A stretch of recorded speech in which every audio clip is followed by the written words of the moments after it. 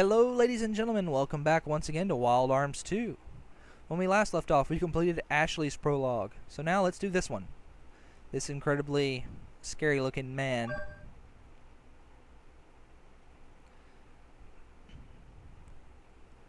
Some kind of criminal. 5 years ago.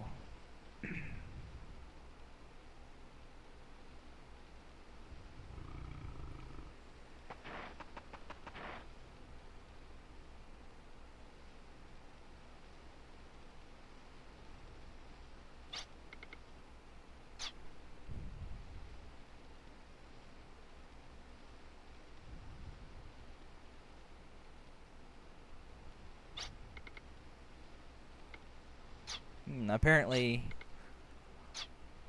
we're being chased for something. I don't think they ever really say why you're being chased here. At least not to my knowledge. I mean, like, I'm not real sure why they consider him a war criminal now.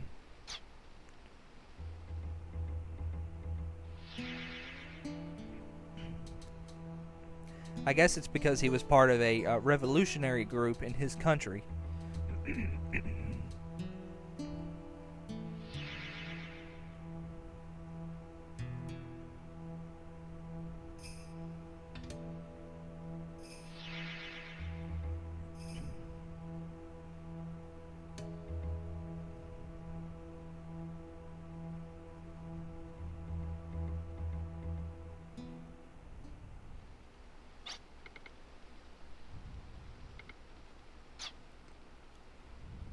Meet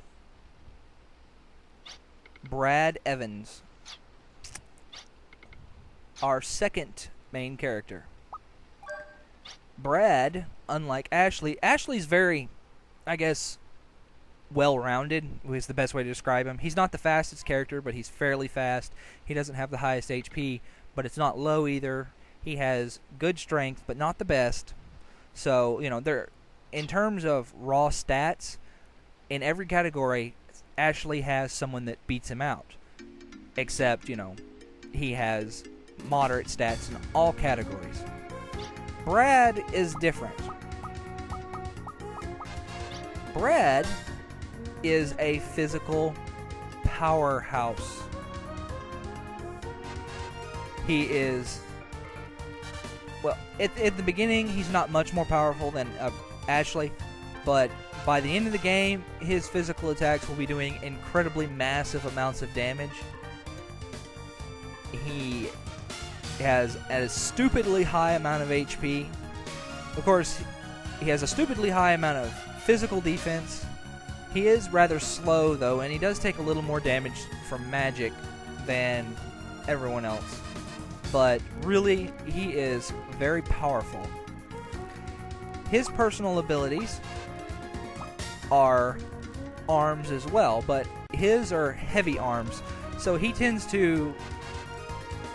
His arms are more like Rudy's from the first game, so, you know, they do lots of heavy damage. He also has lock-on, which Rudy had in the first game.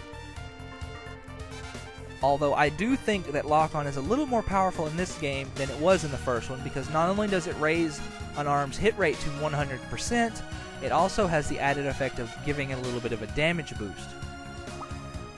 It doesn't, like, you know, it's not like a huge damage boost, but, like, you know, I'd say 10 to 15% more damage. So it's very worth using. Now, if you try to go this way over here, it won't let you, so we're just going to go this way. Now, there are only 2 enemies in this entire forest. Barghests, which are these guys, and pretty much they'll do physical attacks. Howl, which is annoying, and I think they have a move called defensive posture, which raises their defense a little bit. They only seem to howl when they're alone, though, and I've never seen howl work more than once in a battle. Like, if enemy A calls for help, this applies to anyone calling for help. I've never seen it work more than once in a battle. I don't know if it's programmed not to do that, or I've just been lucky. I don't know. The good thing about the Barghest, though, is they drop a lot of berries.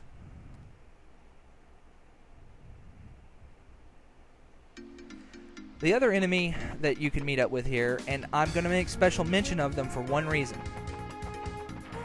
They're called spawns. And that's not the reason I'm making special mention of them. But they have a really high chance of dropping revived fruits, which are very useful for obvious reasons.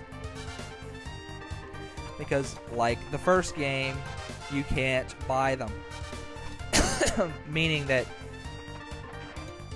other than magic, that's pretty much the only way you're going to be able to revive somebody.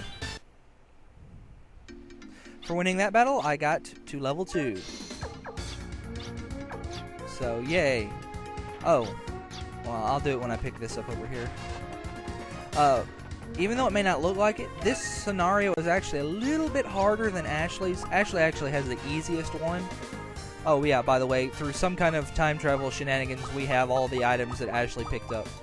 So, yeah. I like to use the strength apples on Brad because he has the most powerful physical attacks. So, you know. And he also uses his FP a lot. Well, at least I use his FP a lot. Like, I don't ever use any of his arms, his single target arms anyway, unless I'm locking on, so, you know, he's got to have a lot of FP to constantly use lock on. So he attacks a lot.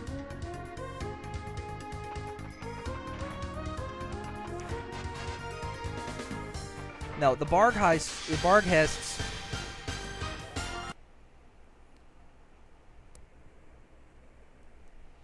as I was saying, the Barghests are kind of dangerous. They're much more dangerous than anything Ashley fights in his scenario because of the fact they have a move that will hit Brad for about 20-25 points of damage. They can call for help, and it takes him 2 hits to take them out. Whereas most everything in Ashley's scenario, he can one hit. Well, no, he can't. The big thing is they just don't attack as hard in Ashley's scenario.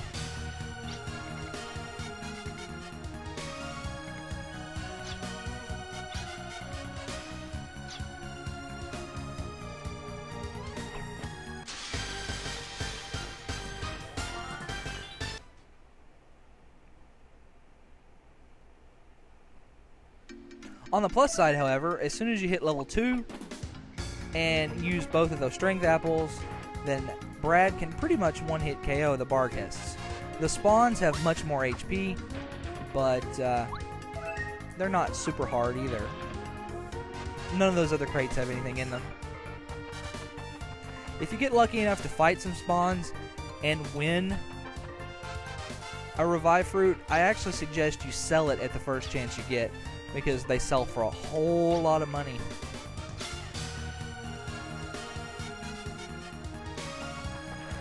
So we need to hide over here. And he said Namumi, in case you were wondering what he just said. I have no idea why he said that, or whatever. That's one of those cases of what the fuck in this game's translation. That's really bad about this game. The translation in this game, like I said, it's not incomprehensible, but a lot of the, I guess, little things are lost in this game's shoddy translation. Anyway, we get Brad's first tool, the kick boots, which allows us to do this. Come here, puppy. God damn it. No, quit. Oh, damn it. This puppy is immune to animal abuse.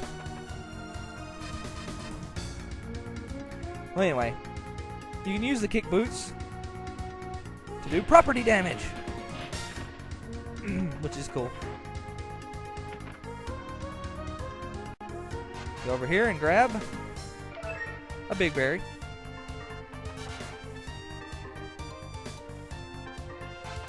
And come over here and grab ourselves a bullet load.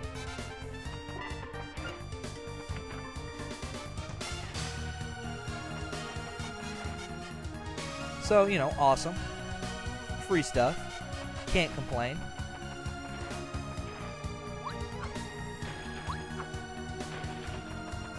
But back to the translation, like I said, it's not incomprehensible. The big points of the game are pretty easy to grasp.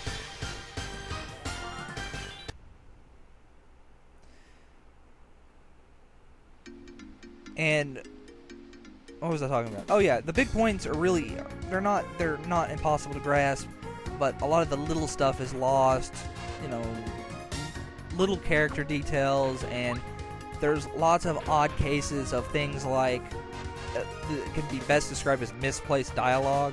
You know, a character will say something that is very obvious not being said by them.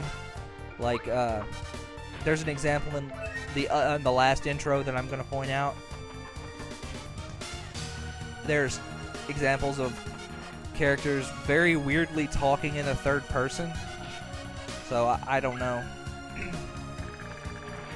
My theory on what they did was they direct translated the game without any tweaks to the script. They just kind of took the script, ran it through a translator, and dumped what came out back into the game. And they didn't go behind themselves and check for errors or, you know, just anything.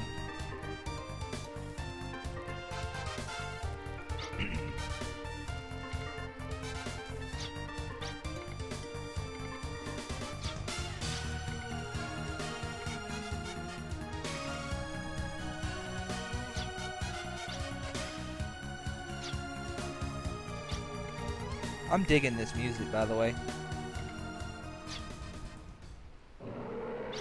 Holy shit, it's a monster.